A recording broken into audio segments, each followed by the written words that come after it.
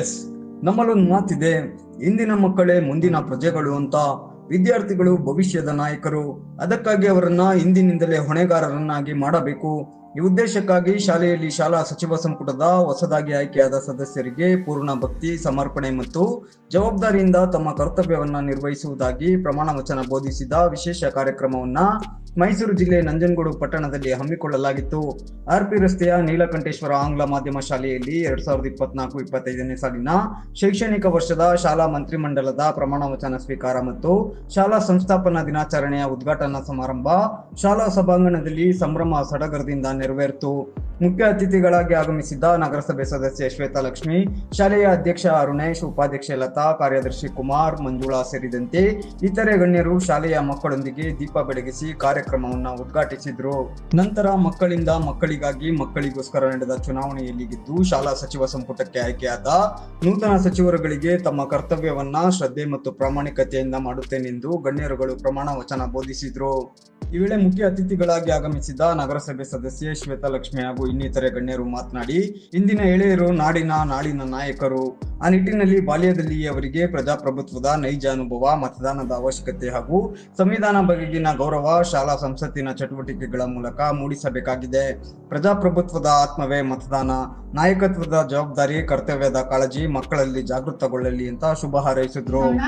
ಹಾಗೇನೆ ನಿಮ್ಮ ಶಾಲೆಯ ಕ್ಯಾಬಿನೆಟ್ ಇನ್ಸ್ಟಾಲೇಷನ್ ಪ್ರೋಗ್ರಾಮ್ಗೆ ಕರೆದಿದ್ದಾರೆ. ಕ್ಯಾಬಿನೆಟ್ ಇನ್ಸ್ಟಾಲೇಷನ್ ಅಂದ್ರೆ ಈಗಿನ ನಿಮ್ಮನ್ನೆಲ್ಲರನ್ನೂ ಒಬ್ಬರಲ್ಲಿ ಗುರುತಿಸಿ ಅವರಲ್ಲಿ ನಾಯಕತ್ವದ ಗುಣವನ್ನು ಮೈಗೂಡಿಸಿಕೊಂಡು ಹೀಗೆ ನಿಮ್ಗೆ ಪ್ರಜಾಪ್ರಭುತ್ವ ಸತಾತ್ಮಕ ವ್ಯವಸ್ಥೆಯಲ್ಲಿ ನಾವು ಮುಂದುವರಿಬೇಕು, ಯಾವ ರೀತಿ ನಾವು ಆರಿಸಬೇಕು ಜನಗಳನ್ನ, ನಾವು ಹೆಂಗೆ ಉತ್ತಮ ನಾಯಕನ ಆಯ್ಕೆ ಮಾಡಬೇಕು ಅನ್ನೋದನ್ನ ತಿಳ್ಕೊಳ್ಳೋಕೆ ಈ ಶಾಲಾ ಮಟ್ಟದಿಂದ ನಿಮ್ಗೆ ಅನುಕೂಲ ಆಗಿದೆ.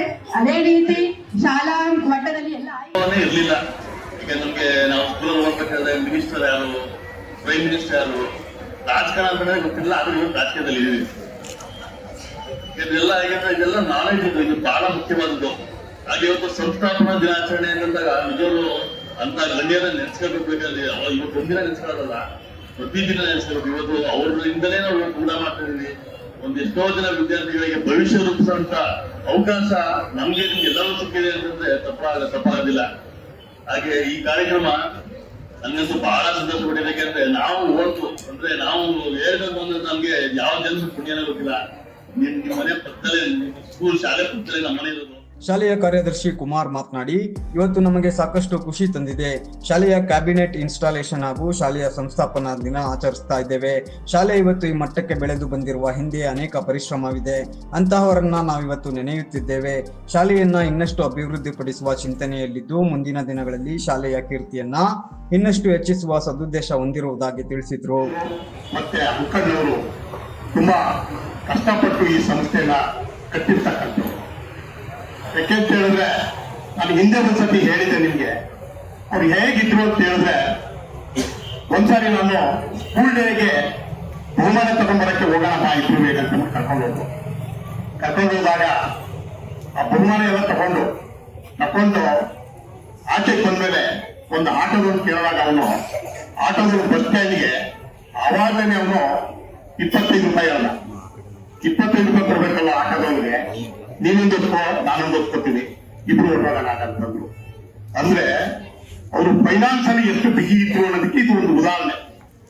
ಆ ಎರಡನ್ನೂ ಹೊತ್ಕೊಂಡು ನಾವು ಬಸ್ ಸ್ಟ್ಯಾಂಡ್ ಬಂದು ಶಾಲೆಗೆ ಬಂದು ಇಲ್ಲೂ ಸಹ ನಾವು ಆಟೋ ಮಾಡಿದ್ರೆ ಹೊತ್ಕೊಂಡು ಬಂದು.